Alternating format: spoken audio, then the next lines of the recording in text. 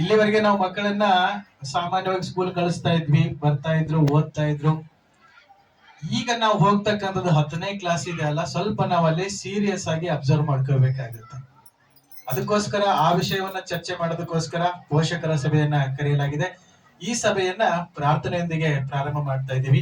ತಾಯಿ ಶಾರದೆ ಲೋಕ ಪೂಜಿತೆ ಜ್ಞಾನದಾತೆ ನಮೋಸ್ತುತೆ.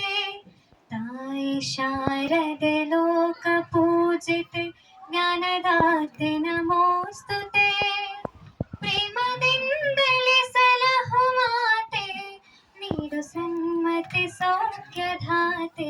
ತಾಯಿ ಶಾರದೆ ಲೋಕ ಪೂಜಿತೆ.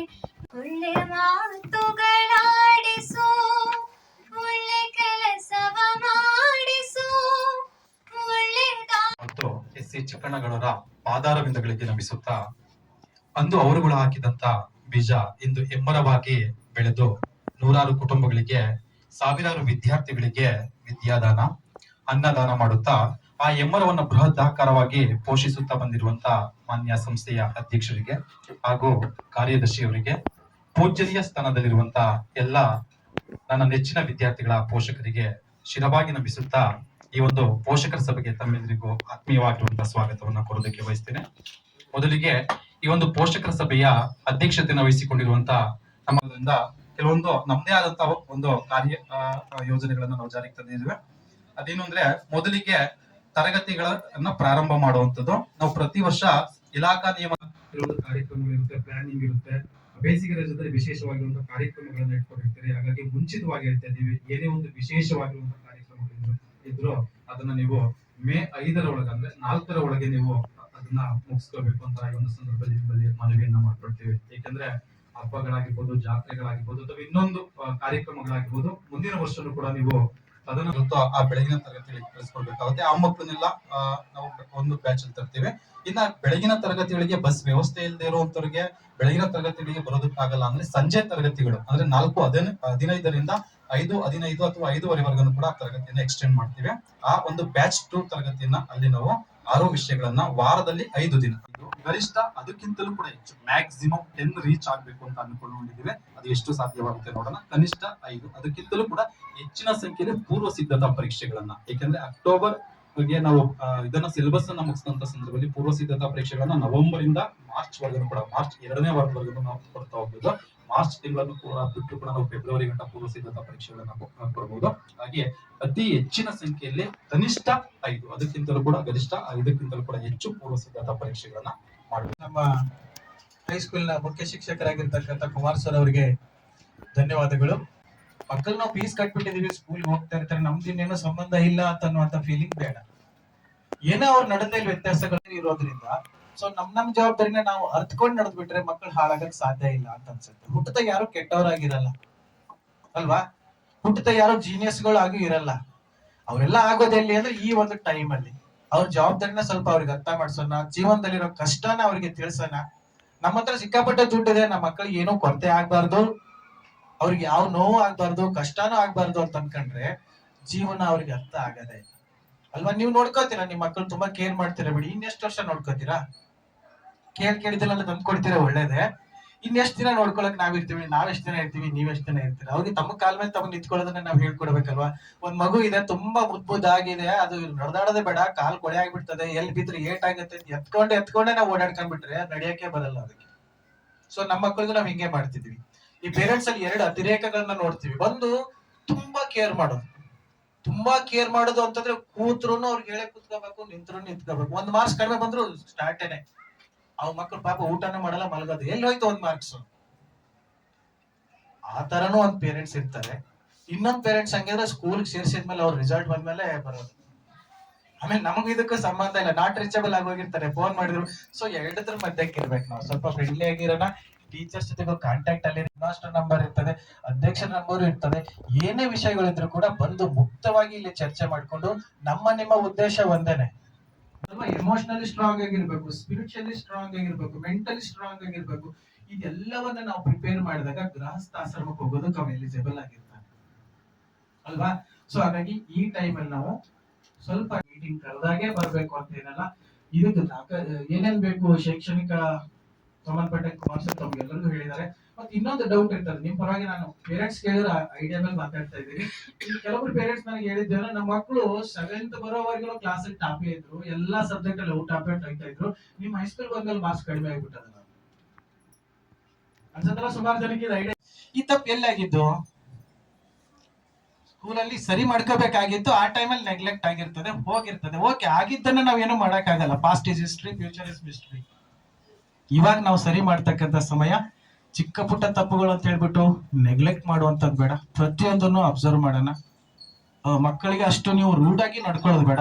ಆ ತರ ಏನಾದ್ರು ಬಂದ್ಬಿಟ್ಟು ಸಮಾಲೋಚನೆ ಮಾಡಿ, ಟೀಚರ್ಸ್ ಜೊತೆ ಮಾತಾಡಿ, ಮಕ್ಕಳ ಜೊತೆ ಕ್ಲೋಸ್ ಆಗಿ ಮಾತಾಡಿ. ಇನ್ನು ಕೆಲವೊಂದು ಮಕ್ಕಳು ಎಸ್ಪೆಷಲಿ ನಾನು ಅಬ್ಸರ್ವ್ ಮಾಡ್ತಾ ಇರೋದು, ಕೊರೋನಾ ಬಂದ್ಮೇಲೆ ಮಕ್ಕಳ ಒಂದು ಆಟಿಟ್ಯೂಡ್ ಅಲ್ಲಿ ಚೇಂಜ್ ಆಗಿದೆ. ನೀವು ಅಬ್ಸರ್ವ್, ಈಗ ಎಲ್ಲಾ ಸಮಸ್ಯೆ ಒಂದು ನೋಟ್ಸ್ ನ ಮೊಬೈಲ್ ಸಮಸ್ಯೆ ಆಗಿದೆ. ಅದನ್ನ ಆದಷ್ಟು ಮ್ಯಾಕ್ಸಿಮಮ್ 99% ನಾವು ಕಡಿಮೆ ಮಾಡೋದು. ಎಲ್ಲರಿಗೂ ಬೆಳಗಿನ ಶುಭೋದಯಗಳು. ಎಸ್.ಎಂ. ಲಿಂಗಪ್ಪ ಚಾರಿಟಬಲ್ ಟ್ರಸ್ಟ್ನ SSKC ಹೈಸ್ಕೂಲ್ 9ನೇ ತರಗತಿಯ ಪೋಷಕರ ಸಭೆಯ ವೇದಿಕೆಯಲ್ಲಿ ಉಪಸ್ಥಿತರಿರುವಂತಹ ನಮ್ಮ ಎರಡೂ ಸಂಸ್ಥೆಗಳ ಕಾರ್ಯದರ್ಶಿಗಳು ಹಾಗೂ ನನ್ನ ಮಾತೃಶ್ರೀಯವರಾದ ಪುಟ್ಟಲಕ್ಷ್ಮಮ್ಮನವರೇ ಹಾಗೂ ಎಲ್ಲ ಪೋಷಕ ಬಾಂಧವರೇ, ನಮ್ಮ SSKC ಹೈಸ್ಕೂಲ್ನ ಮುಖ್ಯ ಶಿಕ್ಷಕರು ಹಾಗೂ ಎಲ್ಲ ಉಪನ್ಯಾಸಕ ವೃಂದದವರೇ, ಇದುವರೆಗೂ ಸಾಕಷ್ಟು ವಿಚಾರಗಳನ್ನ ಎಲ್ಲರೂ ಚರ್ಚೆ ಮಾಡಿ ಒಂದು ಹಂತಕ್ಕೆ ತಮ್ಮ ತಮ್ಮ ಆಲೋಚನೆಗಳನ್ನ ನಮ್ಮ ಮುಂದೆ ಇಟ್ಟಿದ್ದೀರಿ.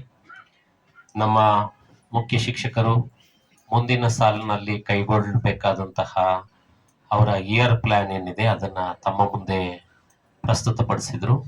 ಅದಕ್ಕೆ ಪೂರಕವಾಗಿ ತಾವುಗಳು ಅದನ್ನ ಅನುಮೋದಿಸಿದ್ದೀರಿ. ಮತ್ತೆ ತಮಗೆ ಯಾವ ಬದಲಾವಣೆಗಳು ಬೇಕು ಅಂತ ಕೇಳಿದಿರೋ ಅದನ್ನ ಮಾಡ್ತೀವಿ ಅಂತ ಹೇಳಿ ಅವರು ಸಹ ಹೇಳಿದ್ದಾರೆ. ನನಗನ್ಸಿದ್ದು ಇದು 9ನೇ ತರಗತಿಯ ವಿದ್ಯಾರ್ಥಿಗಳ ಪೋಷಕರ ಸಭೆ ಅಂತ ಕರೆಯೋದಕ್ಕಿಂತ ಹೆಚ್ಚಿನದಾಗಿ ಇದು 10ನೇ ತರಗತಿಯ ವಿದ್ಯಾರ್ಥಿಗಳ ಪ್ರಥಮ ಪೋಷಕರ ಸಭೆ ಅಂತ ಕರೆದ್ರೆ ತಪ್ಪಾಗ್ಲಾರ್ದು ಅಂತ ನನ್ನ ಭಾವನೆ. ಯಾಕೆ ಅಂತಂದ್ರೆ ಇಲ್ಲಿ ಚರ್ಚೆ ಮಾಡಿರೋ ವಿಚಾರಗಳು ಎಲ್ಲವೂ ಮುಂದಿನ ಸಾಲಿಗೆ ಪೂರಕವಾಗಿ ಇರುವಂತಹ ವಿಚಾರಗಳು.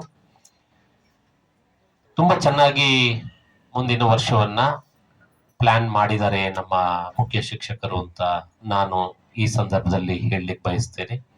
ಯಾಕೆ ಅಂತಂದ್ರೆ ಅವರು ಇಲ್ಲಿ ತರಗತಿ ಪ್ರಾರಂಭ ಅಂತ ಮೊದಲ ಇದನ್ನ ಆಯ್ಕೆ ಮಾಡಿಕೊಂಡು ನಿಮ್ಮಗಳ ನಿರೀಕ್ಷೆಯನ್ನ ಮುಟ್ಟೋದಕ್ಕೆ ಅದು ಒಂದು ದಿನಾಂಕವನ್ನ ನಿಗದಿ ಈಗಾಗಲೇ ಮಾಡಿದ್ದಾರೆ. ಮೇ 5ನೇ ತಾರೀಕು ಅಂತ ಹೇಳಿದ್ರು.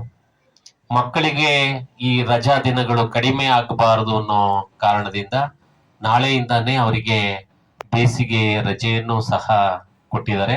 ಆಲ್ಮೋಸ್ಟ್ ಅವರಿಗೆ 45 ದಿವಸದಿಂದ 46 ದಿನ ಬೇಸಿಗೆ ರಜೆಯನ್ನು. SSLC ಮಕ್ಕಳುಗಳ ರಿಸಲ್ಟ್ ಅನ್ನ ಉತ್ತಮಪಡಿಸಲಿಕ್ಕೆ ಯಾವುದೇ ರೀತಿ ತೊಂದರೆ ಆಗಲ್ಲ ಅಂತ ಭಾವಿಸ್ತಾ ನಿಮ್ಗೆಲ್ಲರಿಗೂ ಬಂದು ಈ ಪೋಷಕರ ಸಭೆಯನ್ನ ಯಶಸ್ವಿಗೊಳಿಸಿದ್ದಕ್ಕೆ ನಮ್ಮ ಸಂಸ್ಥೆಯ ಪರವಾಗಿ ನನ್ನ ವೈಯಕ್ತಿಕವಾಗಿ ಅನಂತ ಅಭಿವಂದನೆಗಳನ್ನ ಸಲ್ಲಿಸ್ತಾ ನನ್ನ ಮಾತಿಗೆ ವಿರಾಮವನ್ನ ಕೊಡ್ತೇನೆ. Thank you.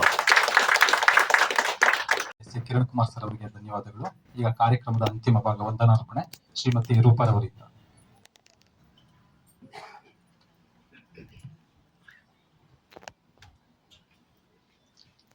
ಇವನಾರವ ಯಾವನ ಎನ್ನಿಸಯ್ಯ, ಇವ ನಮ್ಮವನೆಂದೆನಿಸಯ್ಯ, ನಿಮ್ಮ ಮನೆಯ ಮಗನೆಂದೆನಿಸಯ್ಯ ಎಂಬ ವಚನದಂತೆ 2025ನೇ ಸಾಲಿನ ಸಶಕ್ತ ವರ್ಷದಲ್ಲಿ ಪ್ರಾರಂಭವಾದ 10ನೇ ತರಗತಿಯ ಒಂದು ಪೋಷಕರ ಸಭೆ, ಈ ಒಂದು ಸಾಲಿನ ಪ್ರಥಮವಾದಂತಹ ಒಂದು ಪೋಷಕರ ಸಭೆ.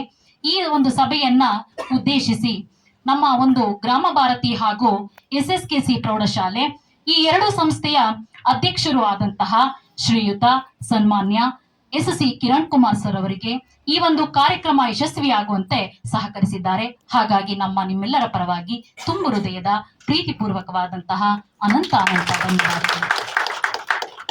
ಹಾಗೂ ಗ್ರಾಮ ಭಾರತಿ ಪ್ರೌಢಶಾಲೆ ಹಾಗೂ ಎಸ್.ಎಂ. ಲಿಂಗಪ್ಪ ಪ್ರೌಢಶಾಲೆಯ ಕಾರ್ಯದರ್ಶಿಗಳು ಆದಂತಹ ಶ್ರೀಮತಿ ಕೆ.ಎಂ. ಪುಟ್ಟಲಕ್ಷ್ಮಮ್ಮನವರು, ಮಾತೃಶ್ರೀ ಸಮಾನರು ಆದಂತಹ ಇವರಿಗೂ ಸಹ ನಿಮ್ಮೆಲ್ಲರ ಪರವಾಗಿ ತುಂಬು ಹೃದಯದ ಧನ್ಯವಾದಗಳು. ಈ ಒಂದು ಕಾರ್ಯಕ್ರಮಕ್ಕೆ ಈ ಎಲ್ಲಾ